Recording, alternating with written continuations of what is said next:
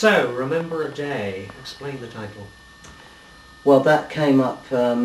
We had an original title for the film, which was kind of okay, but it wasn't sort of the one you remember. So when we were editing the actual piece, I was working with Jason, the first editor, and I'd done a sequence with Dave Goodman and everyone doing the sort of guitar performance of Roger, and we were using Remember a Day as a soundtrack to the backing of that, which was the Pink Floyd's song, Rick Wright's song, recorded with Syd at the time, as a backing, and it came through on the actual editing that we were doing. So we kept hearing this and think, what a great song, you know. I hadn't really dug into it too much, and so I said, you know, what about, we were searching for this title. I was coming in with different ones every day and none of them were happening, and that was the one that sort of happened because it just sort of fitted the whole thing. And luckily enough, through Bernard and Storm Thorgerson, who were connected with the Floyd, you know, Rick Wright gave us the rights to that song, which was great to have it in content and use it as the opening sequence. So what inspired you to make a film about the Floyd at all? Or Syd Barrett in particular? Bernard had been talking to me for years, you know, about Syd Barrett, and I really didn't know much about Syd Barrett. I'd heard bits and pieces. I hadn't dug into him. He was somebody that was, you know, that I sort of learnt more about through sort of knowing Bernard, talking about, you know, various things he was doing, and you know, it came around, well, what about if we did, you know, Bernard had an idea to shoot something based sort of like on somebody like Syd Barrett, Roger Barrett, that was bringing it into the current day with the thing that's sort of been happening recently with sort of fans becoming over fanatical and capturing their idols, and you know, this could have actually happened, you know, in that time. You know, it might have even happened to Syd Barrett, we wouldn't know, but it was plausible, and it was also, because the piece is set in the 60s and up to mid-70s, you know, an element that would make it very modern as well, which was current and is current, you know, sort of. Yeah, so was the inspiration to make a psychological thriller, or was it to do a story about Syd Barrett or a character like Syd Barrett? It was a combination of two things. As I say, it was supposed to be originally, when we started doing it with some previous people who were involved, who were going up the wrong street entirely, you know, about a fan's fanaticism based on somebody like Roger Barrett. And then what happened was, as we were sort of writing it, the structures of the film, it was spreading into almost someone like Roger Barrett's real existence, and a lot of the scenes became very similar to things that he sort of did. So what happened was, it was supposed to be about 20 minutes, and what happened when we were filming, new things were coming out daily that Bernard was coming up with and I was coming up with, and that were happening with like Jenny Fabian in it, Peter Jenner, who's actually really Syd's Roger Barrett's real manager, that I pulled in because I wanted to get as close to somebody like that as one could. So a lot of people were actually connected to Syd Barrett. So one wanted to bring that element in. And what happened was, there's a very simple thing of just being, you know, a rock star being locked up in the studio, then spread to becoming a whole sort of existence, and the existence sort of became very similar to Roger Barrett. So we had sort of a multi-layered film of the fan psychological thing from somebody outside of the rock star, and a kind of rock star that had kind of disintegrated from his own success and become a recluse, and also sort of as crazy as the fan. So you had multi-levels going on. Did you do any research into the role? We did an incredible amount of research, because, as I say, we were actually going to shoot this. It was going to be a 20-minute piece, and we did about 5 months real. So, well, Bernard had all the information, because Bernard was an aficionado on Syd Barrett, so he had everything that nobody else had. Or to base the character of Roger Bannerman on his, you know, information, you know, which is what we sort of did. without actually saying, well, this is Syd Barrett, but it became more and more like Syd Barrett or Roger Barrett as we were going. And so yeah, there was a lot of preparation.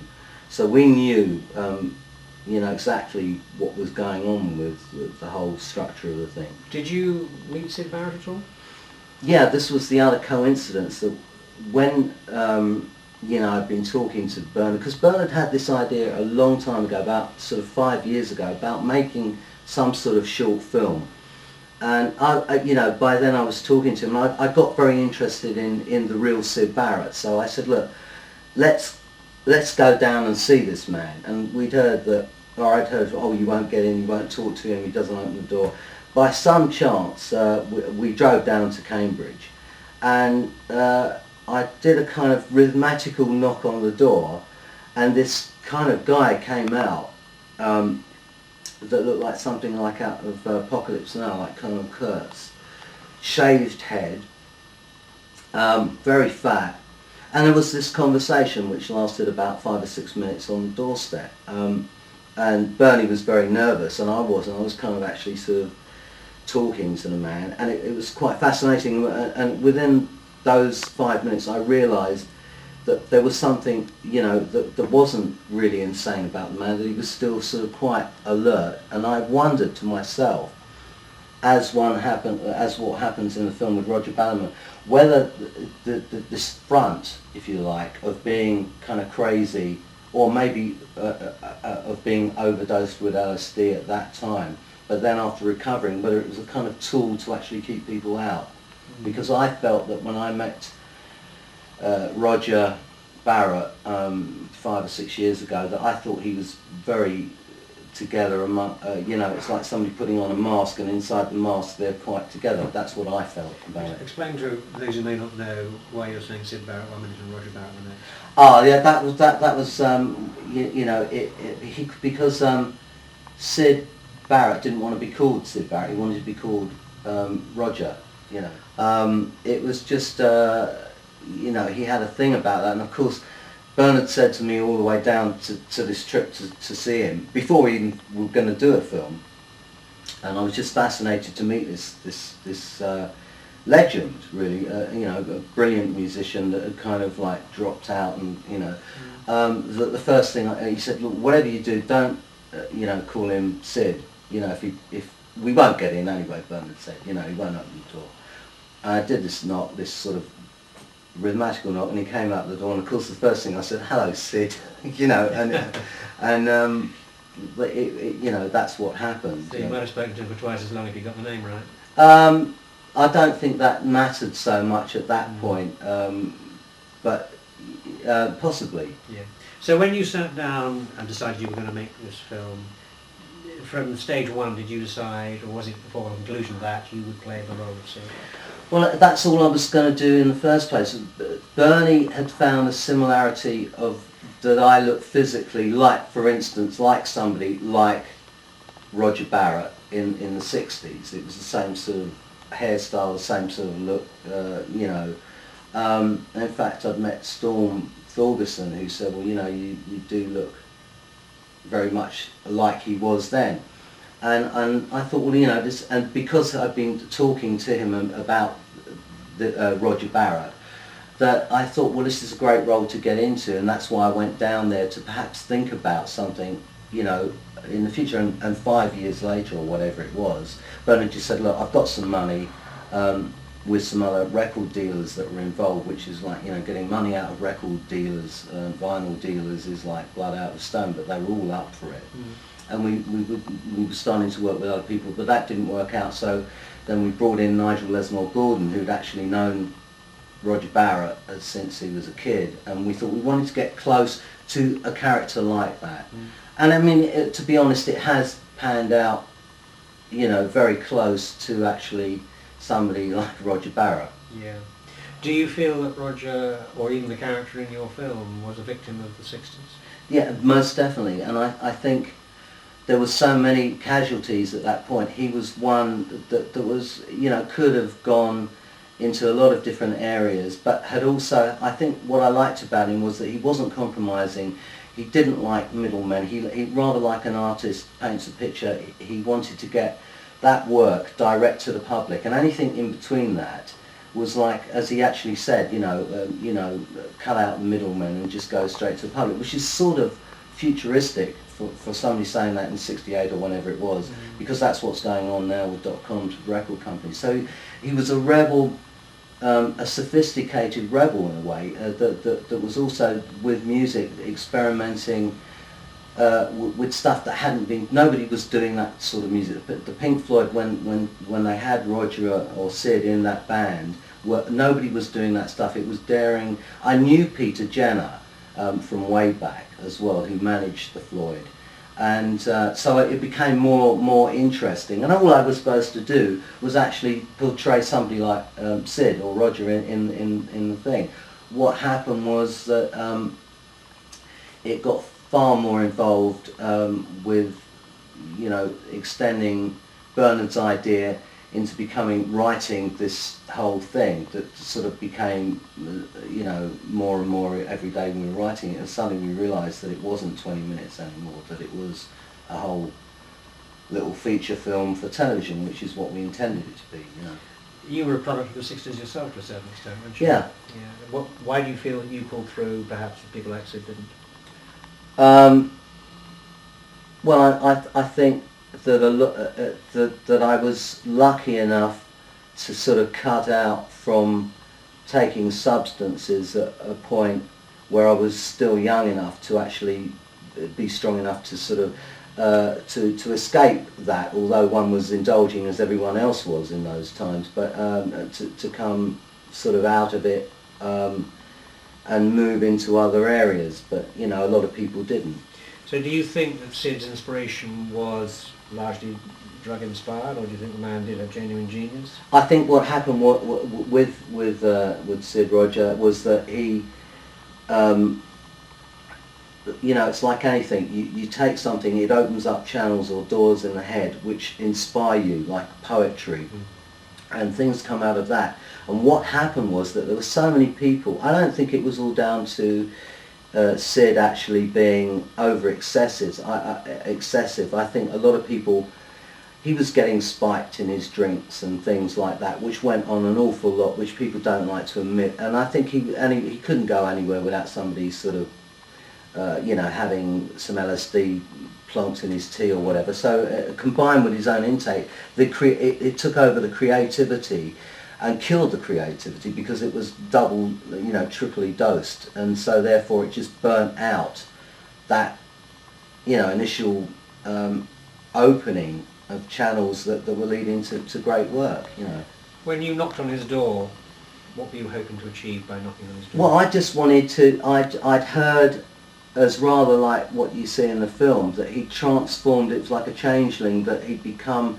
no longer like the way I sort of looked in the film, and I got away with that sort of age thing because he looked older at that time with the longer hair, because he was, he'd broken his body down, so it was kind of, he was looking more like a 40-year-old than he, but still with the sort of, and then he completely shaved his head, put on loads of weight, so we kind of used that element with like the character of Roger Bannerman in the film, the transition, the fanatical fan following this man, and then as you see at the end of the film, you see, the fan seeing Roger, who's now become worse than he is in terms of psychological breakdown, in terms of reclusive, but at the same time it's very ambiguous, the whole film, because he just becomes his own man through doing that, whereas he wasn't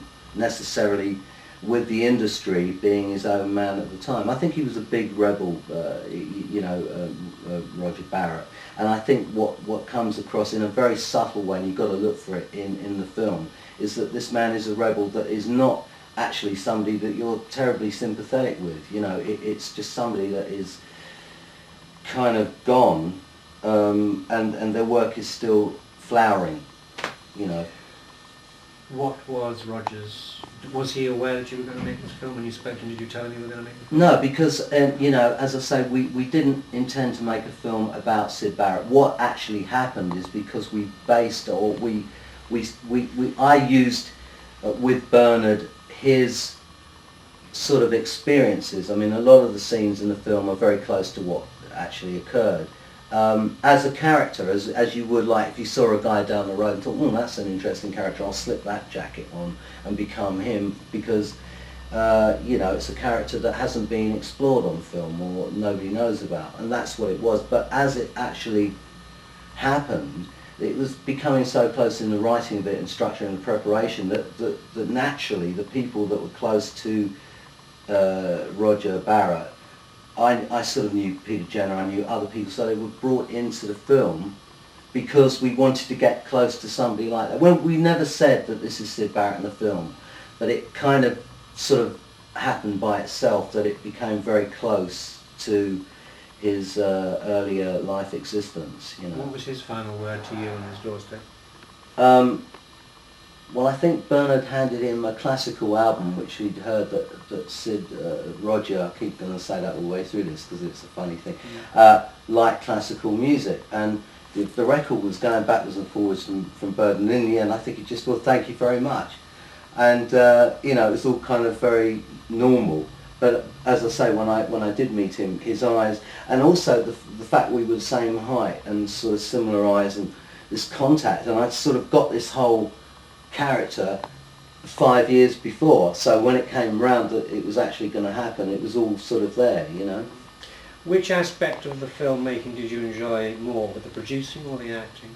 Well, the producing, I didn't want. I was only going to portray this character in 20 minutes about a fan capturing this guy, and then, as I said, spread. So the producing, I didn't want to have anything to do with. I didn't want to have anything to do with the writing. What happened was that the people we were working with before dropped out. We suddenly had money from these record dealers, and it was on the go. And by that time, we were all wound up to do it. And literally, you know, Nigel Lesmore Gordon said, well, we need a producer, you know, you can do it, Darryl. And I thought, well, I was so wound up about it at the time that I thought, well, I will do it, you know, in a realistic manner, sort of the way probably sort of someone like Roger Barrett would have done. So I grabbed hold of the connections and formulated the right sort of cast that I felt, and chose locations, and just had to do it. It wasn't intentional, as wasn't the writing, because we needed a script structured around a kind of stylized Mike Leigh way of doing, without doing a Mike Leigh, so that it was like natural performances. So all that just sort of happened by itself, and you know, and it was, you know, to put something like that together on no money was very, very difficult. But it was also relatively smooth going because people seemed to want to be involved.